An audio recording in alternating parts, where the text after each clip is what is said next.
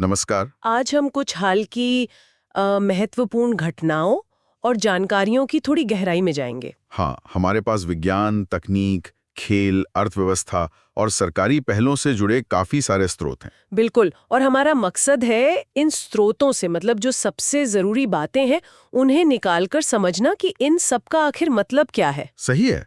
तो कहाँ से शुरू करें? चलिए स्वास्थ्य और विज्ञान से शुरुआत करते हैं। देखिए, एक अहम नियुक्ति हुई है, प्रोफेसर प्रदीप कुमार प्रजापति। हाँ, उन्हें all India institute of Ayurveda मतलब AII दिल्ली का नया निदेशक बनाया गया है। और ये संस्थान, जैसा कि हम जानते हैं, आयुष मंत्रालय के अधीन आता है। और इसी से जुड़ा 23 सितंबर को गोवा में 10वां आयुर्वेद दिवस भी मनाया जा रहा है। ये भी आयुष मंत्रालय ही आयोजित कर रहा है। ये दिलचस्प है। ये दोनों बातें एक साथ ये दिखाती हैं कि कैसे पारंपरिक ज्ञान प्रणालियों जैसे आयुर्वेद को आधुनिक स्वास्थ्य सेवा के साथ इंटीग्रेट करने पर जोर दिया जा रहा है। हाँ, सिर्फ इलाज नहीं बल्कि एक तरह से सांस्कृतिक धरोहर भी है। बिल्कुल, ये सिर्फ क्या कहते हैं चिकित्सा पद्धतियों का संगम नहीं है, ये एक तरह से अपनी सांस्कृतिक पहचान को सहेजने का भी प्रयास है आज के समय में। सही कहा। और दूसरी तरफ एकदम आधुनिक विज्ञान की बात करें तो हैदराबाद से खबर है। CSIR CCMB। हाँ, CSIR CCMB के वैज्ञानिकों ने पाया है कि एक खास प्रोटीन है स्पिन 90। अच्छा। ये प्रोटीन कोशिकाओं की गति मतलब मूवमेंट में एक अहम भूमिका निभाता है। ये सुनने में शायद बहुत एकेडमिक लगे, लेकिन सेल मूवमेंट, कोशिकाओं की गति, ये कई चीजों के लिए जरूरी है। मतलब कैंसर जैसी बीमारियों के फैलने में भी इसका रोल होता है, या फिर हमारे इम्यून सिस्टम के काम करने में। हाँ, तो ये खोज आगे चलकर काफी असर डाल सकती है। बिल्कुल, ये बुनियादी विज्ञान है, लेकिन इसके असर दूर तक जा सकते हैं। शायद नए इलाजों की तरफ एक कदम। और तकनीक में भी एक बड़ी चीज हुई है उत्तराखंड में। हाँ, मैंने पढ़ा देश की पहली एनवीडिया संचालित AI HPC यानी हाई परफॉर्मेंस कंप्यूटिंग। सोचिए, पहाड़ों के बीच। ये जबरदस्त बात है। मतलब अब बहुत जटिल AI रिसर्च के लिए जो कंप्यूटिंग पावर चाहिए वो वहां उपलब्ध होगी। इससे AI रिसर्च को काफी बढ़ावा मिलेगा, और सिर्फ बड़े शहरों में नहीं। हाँ, ये दिखाता है कि कैसे उच्च तकनीक फैल रही है। तो अगर इन सब को जोड़ें, आयुर्वेद, सेल बायोलॉजी, AI, तो ये भारत के रिसर्च और तकनीकी आत्मनिर्भरता के लक्ष्यों को दिखाता है ना। बिल्कुल, परंपरा और आधुनिकता दोनों साथ साथ। चलिए अब जरा अर्थव्यवस्था और बुनियादी ढांचे की तरफ देखें। इकोनॉमी के मोर्चे पर कैरेज रेटिंग्स की एक रिपोर्ट है। हाँ, GDP ग्रोथ के आंकड़े। हाँ, वित्त वर्ष 26 की पहली तिमाही मतलब Q1 FY26 में अर्थव्यवस्था 7.8% बढ़ी। ये आंकड़े मोस्पी जारी करता है। 7.8% काफी मजबूत आंकड़ा है, खासकर आजकल की वैश्विक परिस्थितियों में। सही। आम लोगों के लिए इसका मतलब है कि अर्थव्यवस्था में गतिविधि बढ़ रही है, निवेश आ रहा है। हाँ, और ये शायद रोजगार के मौके भी बनाएगा। उम्मीद तो यही है। और ये आंकड़े हवा में नहीं है, हम देख रहे हैं कि बड़े प्रोजेक्ट शुरू हो रहे हैं।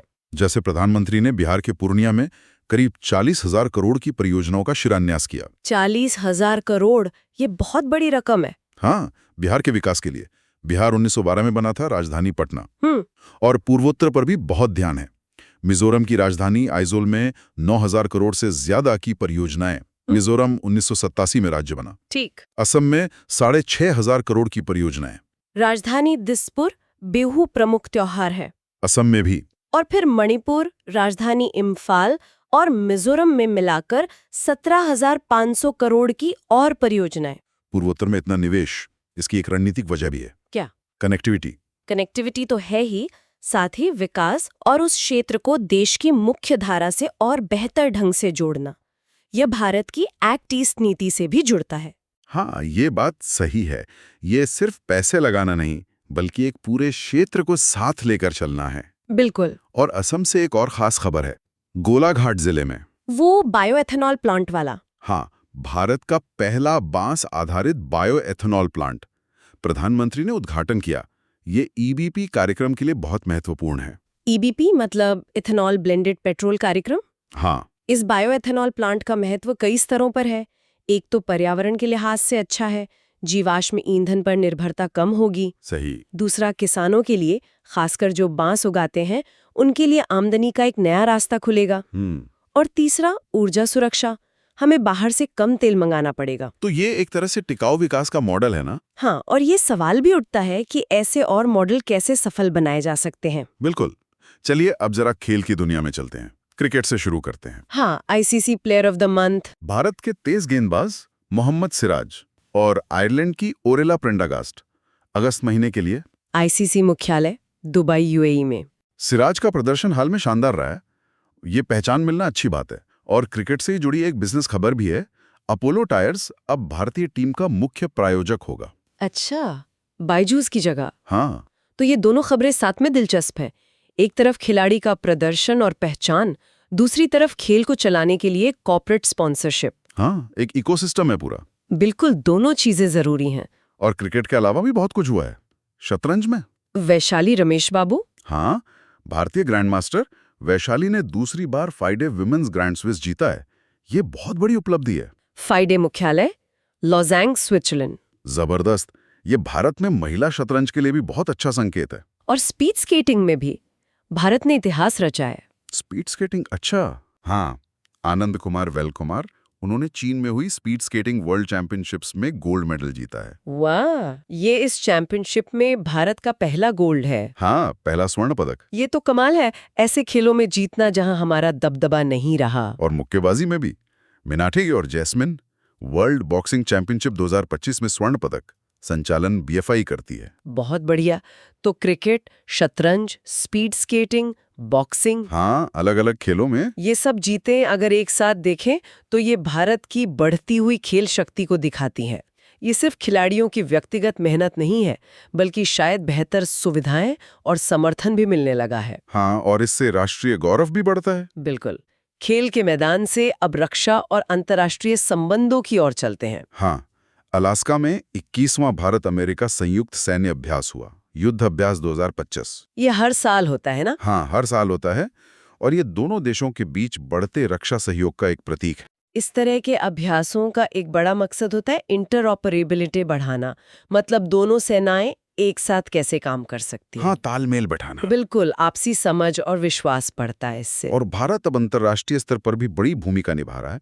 2027 में चेन्नई में 5th coast guard global summit की मेजबानी करेगा। CGGS। यस। ये समुद्री सुरक्षा के लिहाज से एक महत्वपूर्ण वैश्विक आयोजन होगा। हाँ, इंडियन कोस्ट गार्ड 1977 में बनी थी। तो ये दोनों चीजें, युद्ध अभ्यास और CGGS की मेजबानी, ये दिखाती हैं कि भारत का रणनीतिक महत्व बढ़ रहा है और वो वैश्विक सुरक्षा में ज्यादा सक्रिय भूमिका निभा रहा है। सही। और देश के अंदर भी रक्षा क्षेत्र में अहम कदम उठाया गया है। Defence procurement manual. हाँ, रक्षा मंत्री राजनाथ सिंह ने DPM 2025 को मंजूरी दी है। इसका लक्ष्य क्या है? रक्षा उपकरणों की खरीद प्रक्रिया को आसान बनाना, तेज करना और ज्यादा पारदर्शी बनाना। अच्छा, तो ये आत्मनिर्भर भारत से जुड़ा होगा। हाँ, बिल्कुल। अगर प्रक्रिया आसान होगी तो घरेलू रक्षा उद्योग को बढ़ावा मिलेगा, आयात पर निर्भरता कम होगी। ये तो अच्छा कदम है, दक्षता और जवाबदेही दोनों के लिए। इन सब के साथ ही कुछ महत्वपूर्ण दिवस भी मनाए गए। 16 सितंबर विश्व ओजोन दिवस, मॉन्ट्रियल प्रोटोकॉल की याद में। हाँ, 1987 का प्रोटोकॉल। और 15 सितंबर को राष्ट्रीय इंजीनियर्स दिवस, सर M विश्वेश्वरैया की जयंती पर। और 14 सितंबर को हिंदी दिवस। 1949 में इसी दिन हिंदी को राजभाषा का दर्जा मिला था। ये दिन हमें याद दिलाते हैं कि प्रगति का मतलब सिर्फ अर्थव्यवस्था या तकनीक नहीं है। हाँ, पर्यावरण, इंजीनियरों का योगदान, हमारी भाषा, संस्कृति। बिल्कुल, ये सब हमारी पहचान और जिम्मेदारियों का हिस्सा है। चलिए, अब कुछ सामाजिक पहलू और संस्कृति से जुड़ी बातों पर आते हैं। 17 सितंबर को प्रधानमंत्री स्वस्थ नारी सशक्त परिवार अभियान का उद्घाटन करेंगे। नाम से ही इसका उद्देश्य साफ है, महिलाओं का स्वास्थ्य और परिवार की मजबूती। हाँ, दोनों को जोड़ने की कोशिश। और गुजरात में छात्राओं के लिए 2 योजनाएं शुरू हुई हैं, नमो लक्ष्मी योजना और नमो सरस्वती विज्ञान साधना योजना। इसमें आर्थिक मदद दी जाएगी। हाँ, लड़कियों को, खासकर विज्ञान की पढ़ाई के लिए। ये अच्छी पहल है, लड़कियों की शिक्षा और विज्ञान को प्रोत्साहन। और इसी तरह लोकसभा अध्यक्ष ओम बिरला ने तिरुपति, आंध्र प्रदेश में महिला सशक्तिकरण पर एक राष्ट्रीय सम्मेलन का उद्घाटन किया। तो इन सब में एक पैटर्न दिख रहा है, महिलाओं के स्वास्थ्य, उनकी शिक्षा और नीति निर्माण में उनकी भूमिका, इन पर काफी जोर है। हाँ, लगता है ये एक प्राथमिकता है। और होनी भी चाहिए। समाज की प्रगति के लिए ये बहुत जरूरी है। आने वाले दिनों में एक और बड़ा आयोजन है, वर्ल्ड फूड इंडिया 2025।